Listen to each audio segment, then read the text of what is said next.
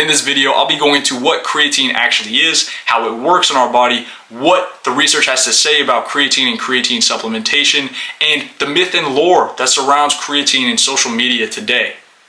With this information, you should be able to determine for yourself whether or not you should supplement for creatine or if you should totally disregard it. But with that being said, I actually did a public interview where I sought to understand what the public actually knew about creatine. Here's what I found. Let's check it out. Do you know what creatine is? No, I don't. Yes. What do you think creatine is? I don't know. Probably a company, or I don't know. It's supposed to help you like build muscle mass, and it like helps you retain water in your muscles or something like that, maybe?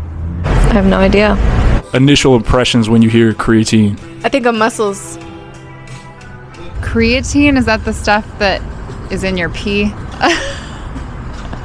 If you're like trying to fake a drug test with your pee, you like that's the stuff that's a giveaway. If I'm thinking of what you're referring to. Have you supplemented for creatine? I do own some, but I don't really take it. I've not. I've taken creatine before, a couple of times. What form of creatine have you taken? Monohydrate. What was your experience with it? Helped me in the gym a lot. Got me to lift heavier weight for a certain period of time. Experienced a lot of weight gain. Positive experience? Positive experience, yeah, definitely. I have. I don't take it anymore, but I didn't really see a big use for it. I don't think I took it consistently enough. Why don't you take it? Honestly, I think I just like don't know enough about it and what it does exactly. So, but I've heard that it's like good, but yeah, I don't know. I've just never gotten into it. Where did you hear about creatine and why'd you buy it? I go through phases where I like to try to work out, but I'm not like super into it, but I do take like protein powder, and there's a lot of articles that also mention creatine, and it was on sale at one point, so I just picked some up. All right, thank you so much. I thought it was really interesting that a good amount of people had already heard about creatine or had already had some experience in supplementing for it. However, this was not that much of a surprise, as creatine is the most well-researched sports supplement with over 500 conducted studies having been done on it. Some of the benefits of creatine can be seen in increased muscle mass, improved performance, increased strength, and fatigue resistance. With those benefits, it makes sense why someone would take creatine as a form of supplementation. With that being said though, let's get right into what creatine actually is and how it works in our body. Creatine is a non-protein amino acid that is synthesized mainly in the liver, the kidneys, and the pancreas.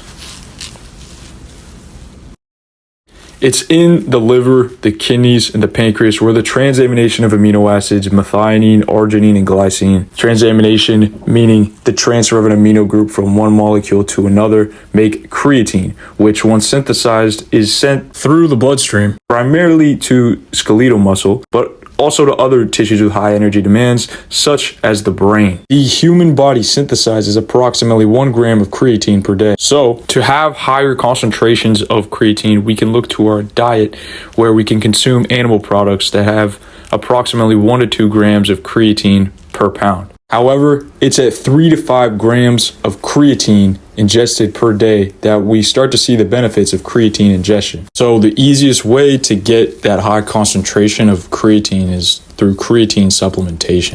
95% of creatine is stored in our skeletal muscles, which have the role of voluntary movement and physical activities. Creatine by itself doesn't actually have much of a function for the skeletal muscles, but with the help of an enzyme called creatine kinase, creatine turns into phosphocreatine, where it is used as an energy reservoir and is called upon during high intensity exercises such as sprints, bench presses, and squats.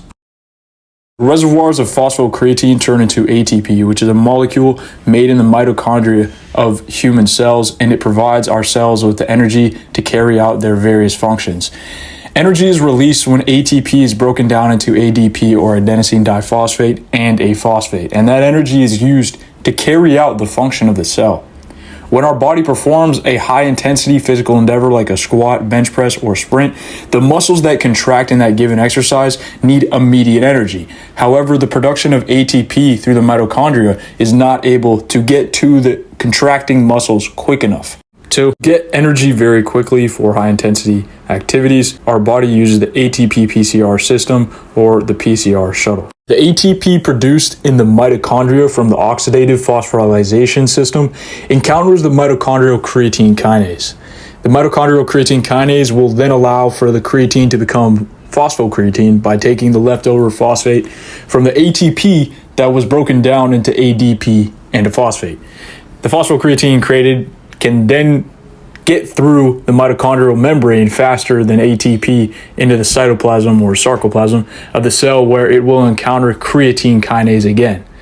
Because of there being a lot of ADP available in the cytoplasm or sarcoplasm of the cell during exercise, the phosphocreatine is easily able to transfer its phosphate over to the ADP to make ATP for the cell to use.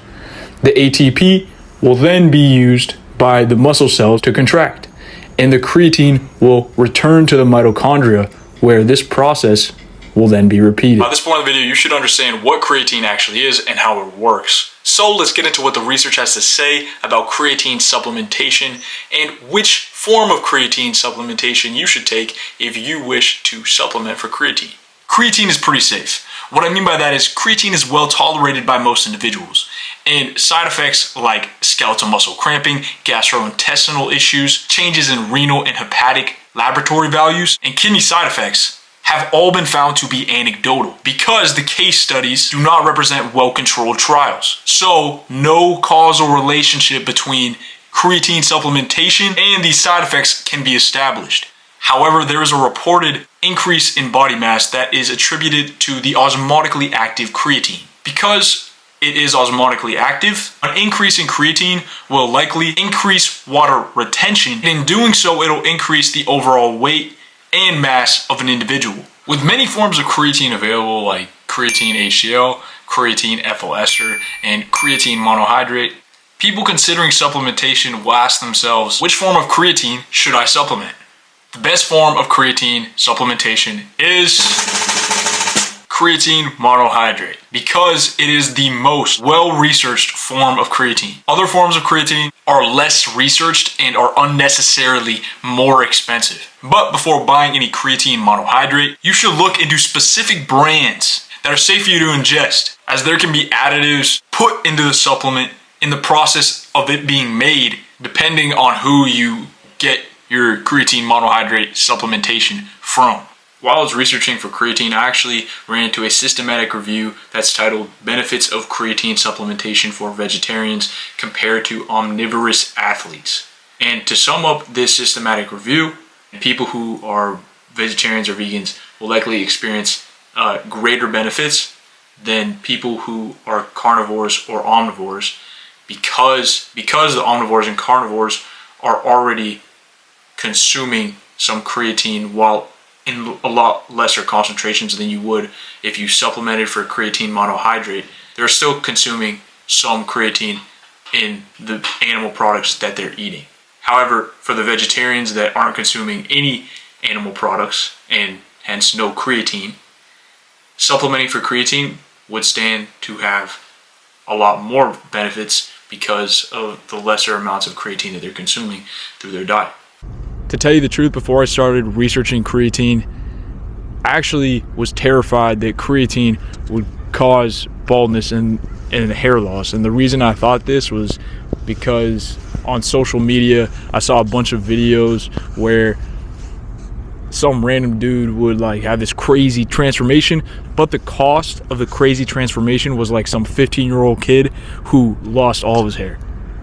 And so that pretty much scared me away from creatine supplementation. So when making a video about creatine and creatine supplementation, it was super important for me to answer this question of, does creatine supplementation actually cause hair loss or baldness? So what's really interesting about this is that the vast majority of the speculation regarding the relationship between creatine supplementation and male hair loss and baldness stems from a single study by VanDusseldorp, excuse my pronunciation, et al., where college-age male rugby athletes who supplemented with creatine 25 grams a day for 7 days, followed by 5 grams per day thereafter, which is a loading phase, experienced an increase in serum dihydrotestosterone, or DHT, concentrations over time. Given that changes in hormones like DHT have been linked to some but not all occurrences of hair loss or baldness, the theory that creatine supplementation led to hair loss or baldness actually started to gain some traction. And up until today, it's a common question and myth whenever someone thinks about creatine and creatine supplementation. It's important to note that the results of VanDusseldorp et al., again, excuse my pronunciation, have not been replicated in any other studies. And it's also very important for us to note that intense resistance exercises can cause increases in androgenic hormones.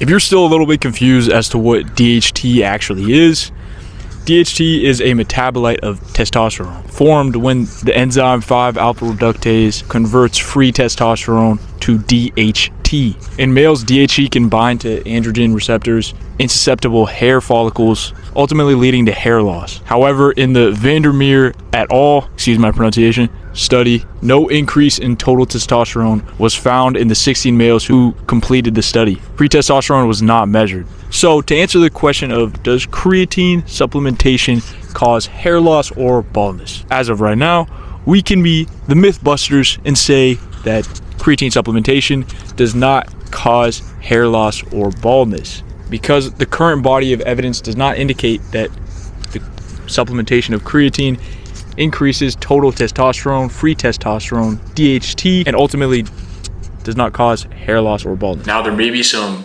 evidence in the future that supports this study in saying that creatine supplementation actually does lead to baldness or hair loss. But as of right now, there's not enough evidence to say that creatine leads to hair loss or baldness. And there's more evidence that points to creatine supplementation actually not leading to hair loss or baldness. And of course, this could change. And this is why the myth of creatine hair loss and baldness is a myth. And now, other than the myth of hair loss and baldness, I don't really have that much interest in going into all the other myths and lore of creatine supplementation. I think we've covered how creatine works in our body, what the research has to say about creatine supplementation, and the myth and lore of creatine, specifically baldness and hair loss, and how it relates to creatine supplementation. With this information and hopefully your own research, you should be able to decide for yourself whether or not creatine supplementation is for you. Please like and subscribe, and let me know in the comment section below what type of video I should make next, as well as things you liked and you disliked in this video. All the research and sources that I've used for this video, I'll be putting in the description, so you can check them out if you'd like. With that being said, I appreciate you, and I'll see you in the next video.